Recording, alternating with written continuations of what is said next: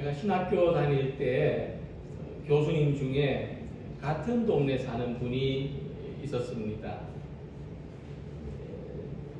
40 중반의 운전면허를 따시고 얼핏 봐도 꽤 낡은 중고차를 구입하셨는데 학교까지 1시간 정도 혼자 운전하기가 자신이 없으셨던지 이제 저를 불러서 당분간 같이 통학하면 좋겠다 그러셨어요. 그래서 저는 교수님 차 운전석 옆자리에 앉아서 때로는 창문 밖으로 손을 내밀고 수신호를 해가면서 함께 등하교를 했습니다. 자, 어느 날 아침에 차문을 열고 자리에 앉자마자 기다렸다는 듯이 오늘은 같이 기도하고 갑시다. 그러시면서 학교 가는 길을 하나님이 지켜주시고 동행해 주옵소서 간절히 기도하셨습니다. 눈 감고 있으면서도 이게 지금 무슨 상황인가 속으로 좀 불안했었는데 기도를 마치신 교수님이 말씀하셨습니다. 구자륜 씨, 오늘은 고속도로로 가봅시다. 다 계획이 있으셨던 것 같아요. 그날 고속도로를 달리다가 막 엔진에서 막 연기가 나고 이러는 바람에 갓길에 차를 세우기도 했는데 학교 가는 길이 꽤 멀고 험했던 기억이 납니다.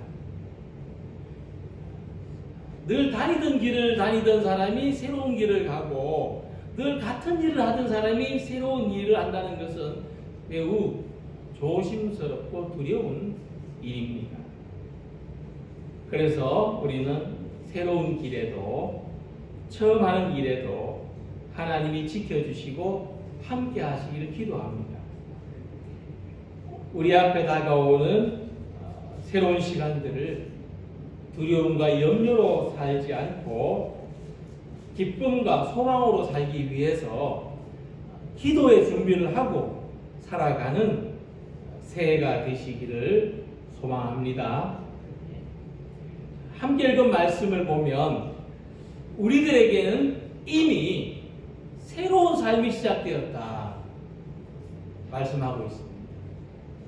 그래서 이제 우리들한테 새롭다는 것은 뭐냐 하면 이 새로운 것의 어떤 재해석이고 반복일 뿐이지 우리에게는 이미 이 새로운 변화가 이루어졌다는 것입니다. 그런즉 누구든지 그리스도 안에 있으면 새로운 피조물이라 이전 것은 지나갔으니 보라 새 것이 되었도다. 자, 이 말씀에서 무엇을 알 수 있는가 하면은 이 새로운 삶이라는 것은 우리가 생각하는 것처럼 시간의 변화로 만들어지는 것이 아니라는 것을 알 수가 있습니다. 즉 어제가 지나가고 오늘이 됐기 때문에 하루가 바뀌고 달이 바뀌고 해가 바뀌었기 때문에 새로운 삶이 시작되는 것은 아니라는 말씀입니다. 우리는 예수님 안에서 새로운 피조물이 되는 것입니다. 그래서 다시 말하면 이 존재의 변화가 새로운 시간을 살게 한다는 겁니다. 시간이 바뀌어서 우리가 새로워지는 게 아니고 예수님 안에 있는 나로 말미암아 새로운 시간을 살게 된다는 겁니다.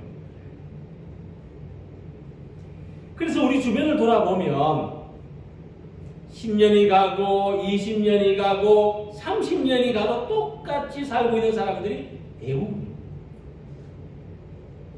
세월이 바뀌었는데 이 세월이 바뀌는 것이 사람의 삶을 바꿔주지 않는다는 겁니다.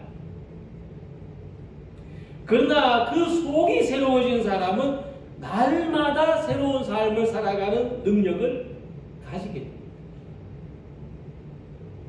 함께 읽은 말씀은 우리의 새로운 삶이 다른 데서 시작된다. 존재가 새로워지는 사람이 시간을 새롭게 할 수 있고 새로운 삶을 살아갈 수 있다 말씀하는 겁니다. 이러한 예를 구약 성경에서 보면 창세기 32장에 이 야곱이 가족들을 먼저 보내고 야복 강가에 혼자 남습니다. 그리고 야곱은 밤새도록 기도하는 가운데 하나님의 천사와 씨름하는 밤을 보냈습니다. 그리고 야곱은 하나님이 함께 하신다는 확신을 가졌습니다. 그리고 그 야곱은 이제 날이 밝은 대로 형님 에서를 만나면 용서를 빌고 화해하겠다는 결심을 했습니다. 그리고 이제 자기도 야복강을 건너가죠. 그때가 언제냐? 아침이 밝았습니다. 그때 해가 떠올랐는데 창세기 32장 30절 31절 보면 야곱이 그 해에서 그 떠오른 해에서 하나님의 얼굴을 느꼈다는 겁니다. 그래서 그곳 이름을 브니엘이라 불렀습니다. 내가 여기서 하나님을 만났다. 그러므로 야곱이 그곳 이름을 브니엘이라 하였으니 그가 이르기를 내가 하나님과 대면하여 보았으나 내 생명이 보존되었다 함이더라. 그가 브니엘을 지날 때 해가 돋았다. 이 말씀은 단순히 시간적으로 밤이 지나고 다음날이 되었다는 것이 아니고 야복강에서 하나님을 만난 야곱이 새로운 존재가 됐다는 겁니다. 그래서 이제 야곱 앞에 펼쳐지는 그 새로운 날은 새로운 시간이 되었다. 이전과는 다르게 사는 삶이 되었다. 이스라엘로 살아가는 새로운 시간이 되었다 하는 말씀입니다. 이 세상의 시간 속에 살아가는 사람들은 시간이 흐를수록 낡아져가는 인생을 살 수밖에 없습니다. 시간 지나도 멀쩡한 게 있던가요? 다 낡게 돼 있습니다. 그러나 하나님을 믿고 예수님 안에 있는 사람들은 오히려 이 시간의 흐름을 거슬러 살아갈 수가 있습니다. 우리 성도 여러분들은 금년 새해에 시간을 거슬러 살아가는 분들이 되시길 바랍니다.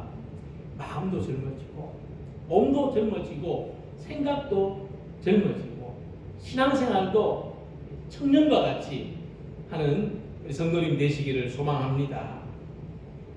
그러므로 우리가 낙심하지 아니하노니 우리 겉사람은 낡아지나 우리 속사람은 날로 새로워지도다. 내가 바뀌면 시간도 바뀌고 내 시간도 바뀌고 달력에 있는 시간도 바뀌고 흐르는 시간도 바뀌고 야복강에서 하나님을 대면한 야곱이 새로운 존재가 되어서 새로운 인생을 살아갔던 것처럼 예수 그리스도 안에서 새로운 존재로 살아가는 우리 모두가 되시고 새해가 되시기를 소망합니다. 자, 그래서 우리들이 새로워지는 데는 단 한 가지 조건이 필요합니다. 그리스도 안에 있으며 새로운 삶을 소망한다면 이 한 가지 조건을 잊지 말아야 됩니다. 그리스도 안에 있으며. 자, 여기서 누구든지라고 했는데 이것은 사람들만 가리키는 것이 아니라 하나님이 창조하신 모든 만물들까지 포함해서 누구든지라고 했습니다. 그러니까 모든 만물이 예수 그리스도 안에서 새로운 피조물이 되고 새 하늘과 새 땅이 된다는 말씀입니다. 그래서 예수님으로 말미암아 새롭게 되는 것, 새로운 피조물이 되는 것은 모든 만물의 절대적이고 유일한 희망입니다. 다른 길이 없습니다. 예수 그리스도 안에서 새로워지는 것 외에는 다르게 새로워지는 길이 없습니다. 이것은 지금의 시간이 지나고 먼 미래에 이루어질 일이 아니라 지금 여기에서 일어나는 일입니다. 당장 가능한 일입니다. 지금 여기에 예수님 안에 있으면 새로운 피조물이 되고 새로운 존재가 되는 것입니다. 자, 우리가 새로운 존재가 되는 것은 어떤 사람이 된다고 하는 것인지 상상하기 어려운 일입니다. 예수 그리스도 안에 있으면은 날개가 난다 이러면은 알 수 있겠지만은 좀 어려운 개념입니다. 새로운 피조물이 뭘까? 그래서 바울은 우리가 예수님 안에서 새로운 존재가 되는 것을 접붙임을 받는 것으로 설명했습니다. 내가 원 돌감람나무에서 찍힘을 받고 본성을 거슬러 좋은 감람나무에 접붙임을 받았다. 그런데 이 말씀은 일반적인 접붙임을 하는 것과는 상반되는 모습입니다. 일반적으로 돌 감람나무에 좋은 감람나무를 접붙이는 거죠. 일반적으로. 그런데 사도 바울의 말씀은 좋은 감람나무에 돌 감람나무를 접붙인다는 겁니다. 그럼 이렇게 되면은 오히려 좋은 감람나무를 망치게 되는 결과가 나타나죠. 순리에 맞지 않습니다. 그런데 이렇게 좋은 감람나무에 돌 감람나무를 접붙인다는 것은 어떤 의미가 있냐면, 순리에 맞지 않지만 어떤 의미가 있냐 하면은 어떤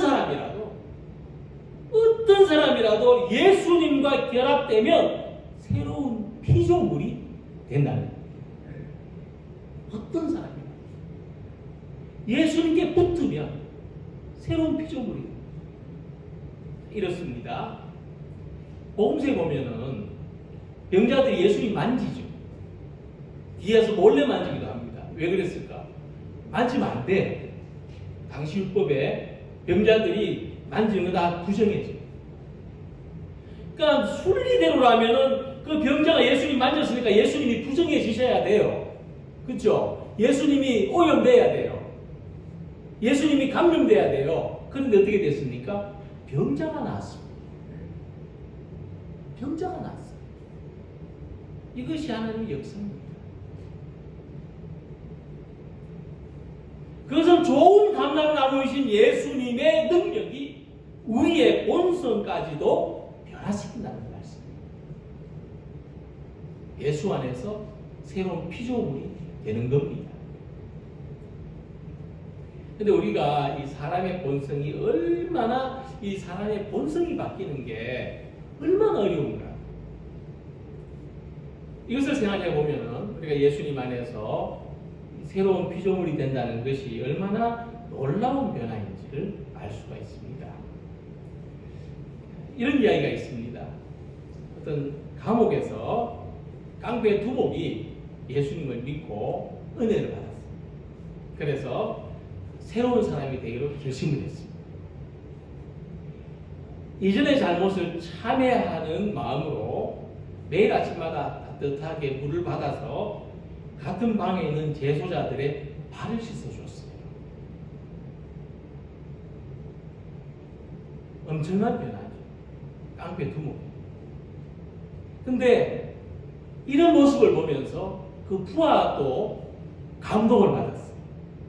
그래가지고 나도 좋은 일을 해야 되겠다. 이런 마음으로 두목보다 더 일찍 일어나서 따뜻한 물을 받아놨습니다. 내가 이거라도 해야 되겠다. 근데 두목이 그 따뜻한 물을 받아놓은 것을 보더니 누가 이랬어? 그 부하를 두들겨 패면서 내가 모처럼 착한 일을 해보려는데 네가 왜 방해를 해?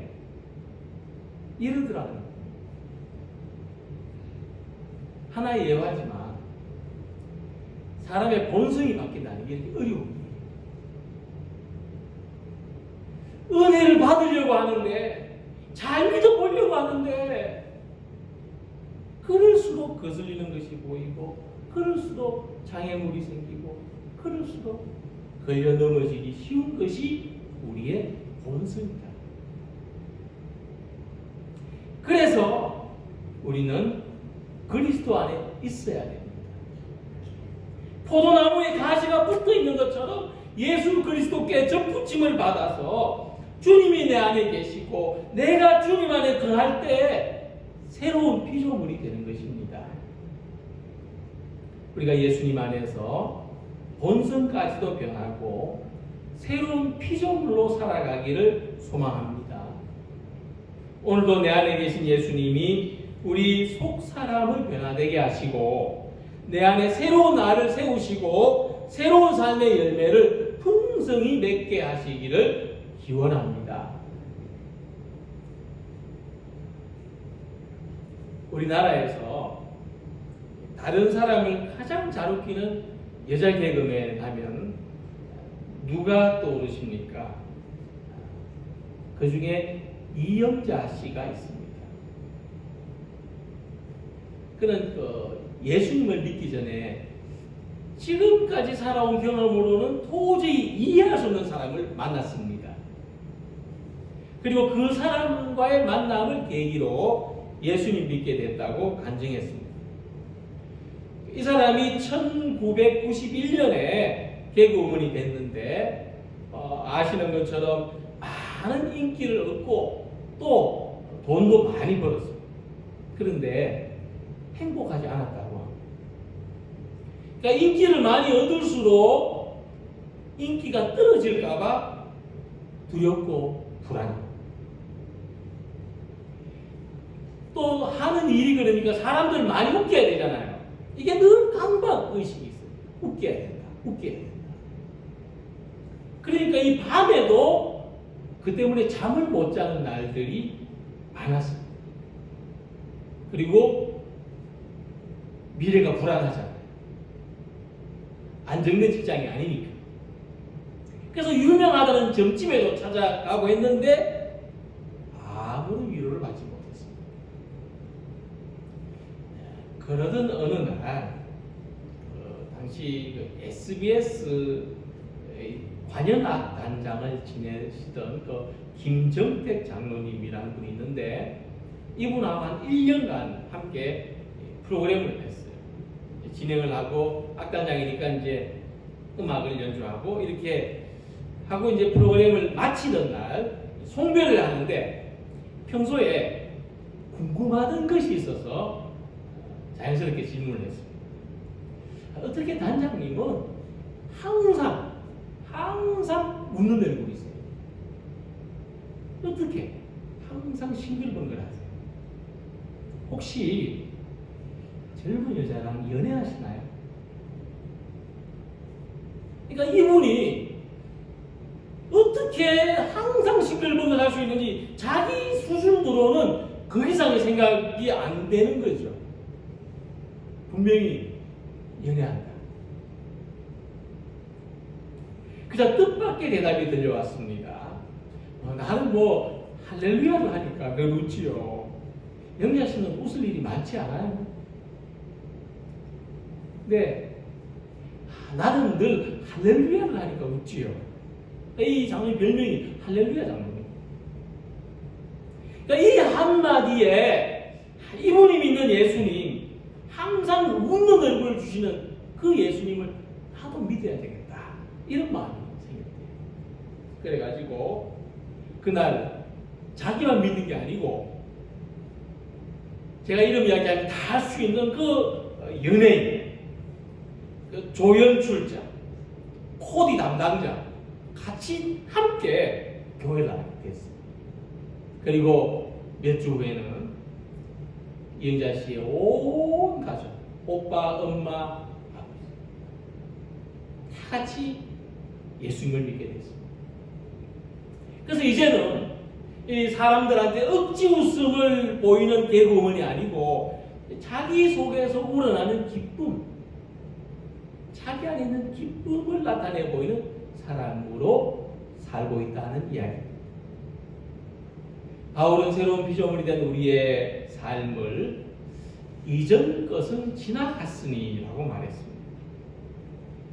우리가 새로워졌다는 것을 어떻게 알 수 있냐? 이전 것이 지나가는 체험이 있다는 겁니다.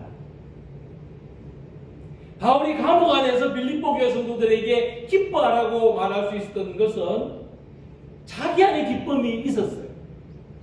만일 너희 믿음의 재물과 섬김 위에 내가 나를 전제로 드릴지라도 나는 기뻐하고 너희 무리와 함께 기뻐하리니 이와 같이 너희도 기뻐하고 나와 함께 기뻐하라.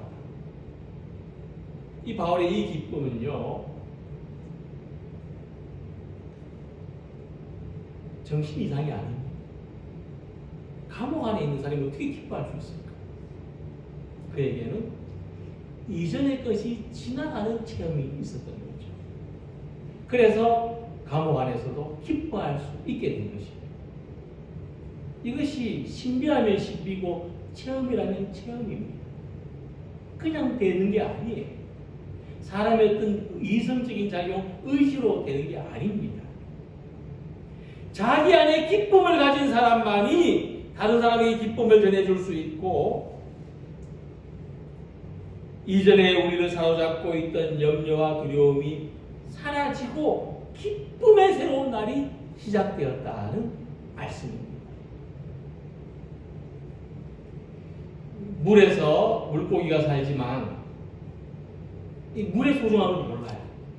물 밖에 나와보기 전까지는 내가 물 때문에 살고 있다는 것을 모른다는 거죠. 근데 우리가 하나님 앞에 하나님 안에서 살면서도 하나님의 소중함을 알지 못하면 우리의 삶은 기쁨이 없고 불안하고 두렵고 염려투성입니다. 그러나 내가 하나님 안에 있다는 것을 발견하는 삶, 이 경험이 있는 삶은 기쁘고 새롭습니다. 그래서 우리에게는 이것이 소망입니다. 하나님이 주시는 새로운 기쁨에 대한 소망입니다. 우리가 소망하는 것은 이전과는 다른 기쁨입니다. 이전과는 다른 이유로 기뻐하는 삶입니다. 우리가 바라는 것은 하나님의 은혜로 기뻐하는 삶입니다. 세상의 거센 바람 속에서도 예수님께 단단히 붙어있는 가시가 되는, 어디서나 예수님 안에 있는 존재로 발견되는 것, 어떤 상황에도 예수님 안에 있는 것, 언제나 하나님과 화목한 삶을 유지해 나가는 것이 기쁨이 되고, 이 기쁨으로 살아가는 성도님들이 되시기를 소망합니다. 그래서 바울은 예수 그리스도 안에 있는 우리의 삶을 새롭게 된 것이라고 말했습니다. 새 것이 되었다는 말은 자기 삶에 대한 엄청난 긍정을 이야기합니다. 우리가 우리 자신에게 새 것이 되었다고 말하는 것은 지금 나를 엄청나게 긍정하는 거예요. 내가 지금 엄청 좋은 상태라는 거죠.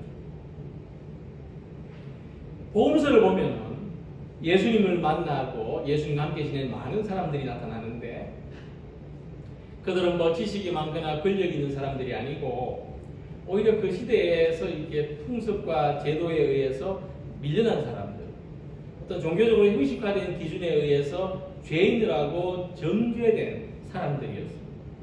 이런 사람들이 예수님 만나가지고 새로운 인생을 살기 시작해요. 그들이 예수님 안에 새로운 삶이 있다는 것을 발견했기 때문에 그렇습니다. 그래서 이들은 그것을 구원으로 경험했어요. 새로운 삶을 살아가는 것이 구원이다. 그래서 이들이 우리에게 전해주는 가장 중요한 메시지는 예수님 안에서 만물을 새롭게 하시는 하나님으로 말미암아 새로운 삶의 시작을 열 수 있다는 것입니다. 이 사람들이 이것 때문에, 그 새로운 삶을 시작했다는 것 때문에 하나님께 자기의 삶을 모두 내어놓고 기쁘게 살아갈 수 있습니다. 고기 잡던 사람이 배하고 그물하고 다 던져놓고 예수님 따라서 할 수 있었다. 그들에게 새로운 삶에 대한 경험이 있었기 때문에 그렇습니다. 사도 바울은 예수님 안에 있는 우리들에게 놀라운 변화가 일어났는데 새 것이 되었다는 겁니다. 새 것이 되었다. 내가 새 것이 되었다는 겁니다. 예수님 안에서 새 것이 된 사람은 새로운 삶을 사는 것으로 완성되어 가는데, 그럼 이 새로운 삶이 어떤 삶이냐? 화목하게 하는 직분을 받은 것이다. 예수님 안에서 새롭게 된 사람은 화목하게 하는 새로운 삶을 살게 된다. 모든 것이 하나님께로서 났으며 그가 그리스도로 말미암아 우리를 자기와 화목하게 하시고 또 우리에게 화목하게 하는 직분을 주셨으니, 이 새롭게 된다는 것은 새롭게 산다는 것을 말하고, 거꾸로 말하면 우리는 새롭게 살 때 새로운 존재가 되는 것입니다. 우리에게 새로운 삶은, 우리의 열린 새로운 길은 세상을 하나님과 화해시키는, 세상을 하나님과 화해시키는, 사람들을 하나님하고 친하게 만드는 것. 이제 우리는 이 세상과 하나님 사이에서 화해의 중심 인물이 되어서 살아가는 것입니다. 우리가 뭐 어떤 커다란 기구나 조직에 속한 사람들은 아니지만은 우리 일상 속에서 사람들과 하나님을 친하게 만드는 역할, 우리는 그 새로운 길이 열린 사람들. 탈무드에 나오는 이야기인데, 두 젊은이가 뭔 이유인지 만나면 다투었어요. 그래가지고 랍비를 찾아왔습니다. 왜 찾아왔겠습니까? 화해시켜달라고 찾아왔을까요? 아니죠. 내가 옳습니다. 내가 옳습니다. 서로 그 얘기를 하려고 찾아왔어요. 한 젊은 이야기를 듣던 랍비가 말했습니다. 당신 말이 옳습니다. 들어보니까 자네 말이 맞네. 또 다른 젊은이가 와서 또 이야기를 합니다. 또 랍비가 똑같이 대답해요. 그래, 들어보니까 자네 말이 맞네. 옆에서 가만히 지켜보던 랍비 부인이 이해가 되지 않는다고 말했습니다. 아니, 두 사람이 다 옳다고 하면은 당신은 뭐가 옳다는 거예요? 랍비가 대답했습니다. 그래, 들어보니까 당신 말도 옳습니다. 예수님이 십자가 위에서 하나님과 우리 사이에 화해를 이루셨는데, 세상과 하나님을 친하게 하기 위해서 내가 십자가를 지는 게 우리 직분입니다. 예수님의 방법이에요. 이것이 새 것이 되었다는 겁니다. 새 것이 뭐가 새 것이냐? 조금 달라진 게 새 것이 아닙니다. 완전히 달라진 게 새 것이죠. 세상과 하나님을 화해시키기 위해서, 다른 사람을 하나님과 친하게 만들기 위해서 내가 십자가를 지는 겁니다.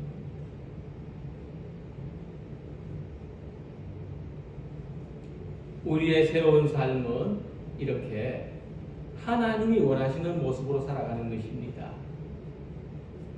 새 것이 된 우리들은 세상의 모든 사람들에게 당신도 하나님과 화목할 수 있다. 당신도 하나님과 친하게 하나님을 아버지라고 부르며 살아갈 수 있다. 당신도 하나님의 은혜와 복을 누리며 살아갈 수 있다. 이 사실을 전하는 이 직분을 가지고 사명감 있게 살아가야 하는 것입니다. 누구든지 그리스도 안에 있으면 새로운 피조물이 됩니다. 하나님께서 우리들에게 새로운 삶을 선물로 주시고 그것을 지금 발견하게 하십니다. 우리의 최종적인 변화는 화목하게 하는 직분을 감당하며 살아가는 것입니다. 우리 공동체가 변화되기를 바라는 최종적인 목표도 하나님과 우리 사이에, 우리 서로 사이에 화목을 이루는 것입니다. 금년 새해에 이 새로운 길을 열어가는 성도들이 되시기를 바랍니다. 하나님과 세상을, 세상과 세상을, 나와 이웃을, 나와 하나님 사이를 화목하게 하도록 예수 그리스도 안에서 새로운 존재로서 화목하게 하는 직분으로 살아가는 이 기쁨이 충만하시기를 주님의 이름으로 기원합니다. 기도드리겠습니다.